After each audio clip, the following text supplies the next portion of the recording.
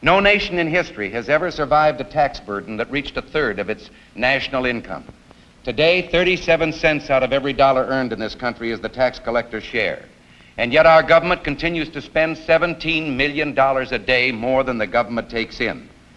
We haven't balanced our budget 28 out of the last 34 years. We've raised our debt limit 3 times in the last 12 months. And now our national debt is 1.5 times bigger than all the combined debts of all the nations of the world.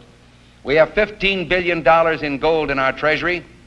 We don't own an ounce. Foreign dollar claims are $27.3 billion. And we've just had announced that the dollar of 1939 will now purchase 45 cents in its total value. As for the peace that we would preserve, I wonder who among us would like to approach the wife or mother whose husband or son has died in South Vietnam and ask them if they think this is a peace that should be maintained indefinitely. Do they mean peace, or do they mean we just want to be left in peace? There can be no real peace while one American is dying someplace in the world for the rest of us. We're at war with the most dangerous enemy that has ever faced mankind in his long climb from the swamp to the stars.